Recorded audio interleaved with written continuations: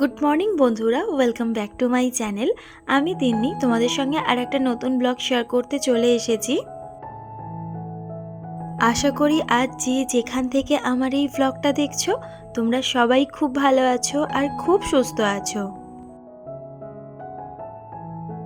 আজ সকাল 10টা থেকে ব্লগটা শুরু করলাম। আশা করব ব্লগটা তোমাদের ভীষণ ভালো লাগবে। বাইরে তো প্রচুর গরম, কিন্তু তার মধ্যেও তো সংসারের সমস্ত কাজকর্ম করতেই হয়।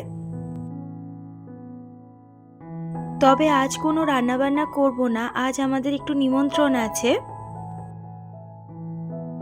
তবে সংসারের বাদবাকি যা কাজকর্মগুলো আছে সেগুলো তো সারতেই হবে।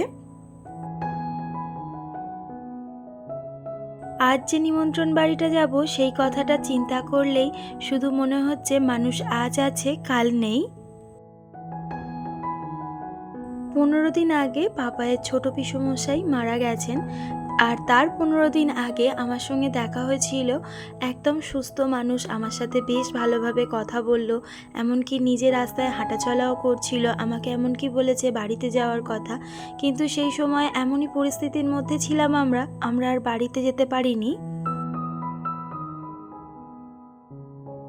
15-20 দিন বাদে আর সেই মানুষটাকে আমরা দেখতেই পাবো না, এগুলো ভাবলেই যেন কেমন একটা লাগে।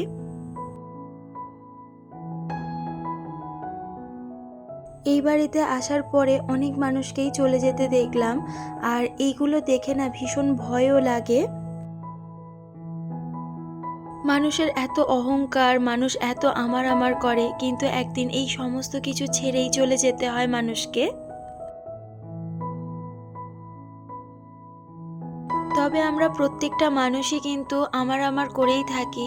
কেন, যে জিনিসগুলো আমি নিজে অর্জন করেছি বা নিজে তৈরি করে নিয়েছি সেগুলোকে তো আর অন্য কারোর বলা যায় না, কিন্তু আজ মরে গেলে কাল আর সেগুলো আমার থাকবে না।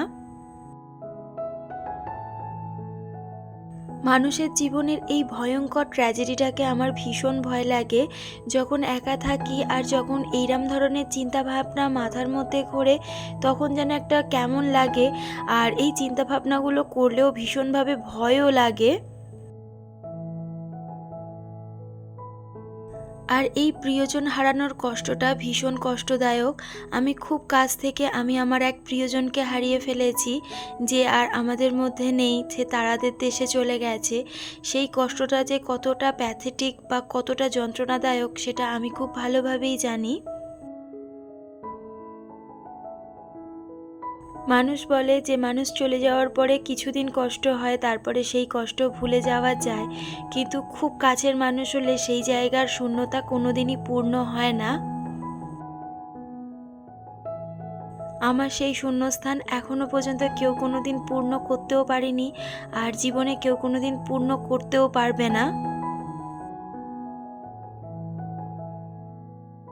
প্রথমে ভেবেছিলাম আজকের আর যাব না, একদিন প্রথম দিনটা গেছি, কিন্তু তারপর আবার ভাবলাম যে মানুষের দুঃখের সময় যদি পাশে থাকতে না পারি তাহলে আর কিসের মানুষ হলাম।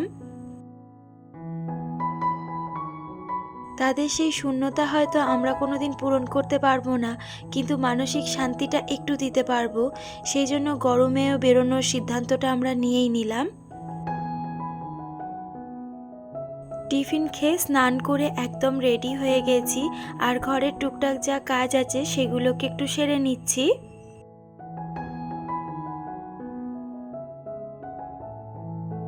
মানুষ হয়ে যদি মানুষের পাশে দাঁড়াতে না পারি তাহলে কিন্তু মানুষ হয়ে কোনো লাভ নেই।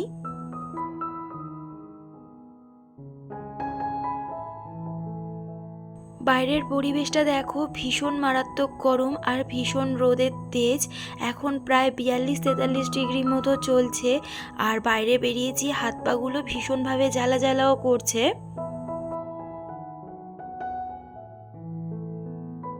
প্রথমে তোমাদের দাদাকে বলেছিলাম যে একটু স্টেশনে আমাদের দিয়ে যেতে, কিন্তু আমাদের একটু লেট হচ্ছিল, সেই জন্য তোমাদের দাদা অফিস বেরিয়ে গেছে, আর আমাদের টোটো করেই স্টেশনে আসতে হলো।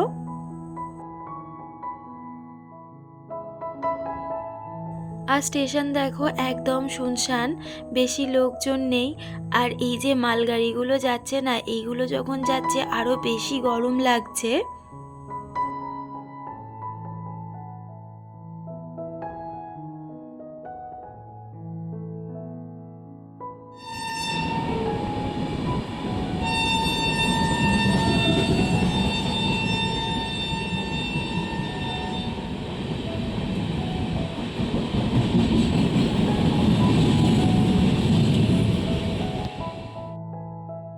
আমরা যে টাইমে এসেছি এই ট্রেনটা পাওয়ারই কথা নয়।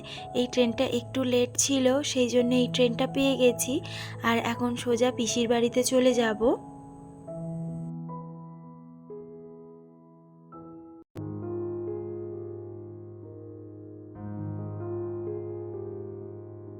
আমরা এখন স্টেশনে নেমে পড়েছি, আর দেখো স্টেশনে একটাও লোক নেই, এত মারাত্মক গরম। আর আজকের ভীষণ গরম পড়েছে। আর ওইখানে দেখো বড়দি আমাদের জন্য ওয়েট করছে।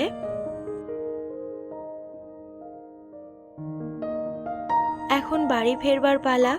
আর ওখানে গিয়ে কোনো ভিডিও করিনি, তার কারণ কী বা ভিডিও করব। এই সমস্ত ভিডিও করা আমার ঠিক ভালো লাগে না।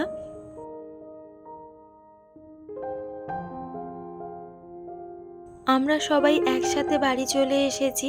দিদিরা দিদিদের বাড়ি চলে গেছে, আর আমি আমার বাড়ি চলে এসেছি। বাইরে আজ এতটা গরম ছিল, শরীরটা ভীষণভাবে ক্লান্ত হয়ে গেছে। বাড়িতে এসে জামাকাপড়গুলো কেচে দিয়েছিলাম, তারপর আমি ভুলেই গিয়েছিলাম যে জামাকাপড়গুলো তুলতে হবে। এখন দেখে মনে পড়ে গেল।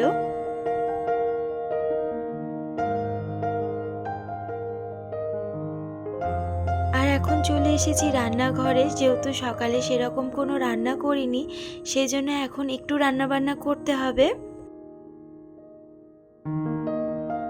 সকালের অনেকটা ভাত ছিল, আমার শাশুড়ি মা আজকের ভাত করেছিল, সেই ভাত অনেকটাই ছিল, তো সেটাতে মধ্যেই জল ঢেলে দিয়েছি। আর আজকে আমরা রাতে জল ঢালা ভাতই খাবো।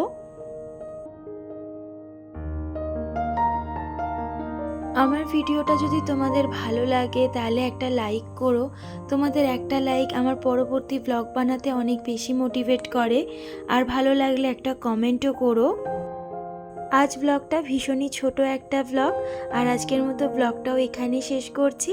কাল আর একটা নতুন ব্লগ নিয়ে তোমাদের সামনে হাজির হয়ে যাব। সবাইকে গুড নাইট, সবাইকে টাটা, সবাই খুব ভালো থেকো।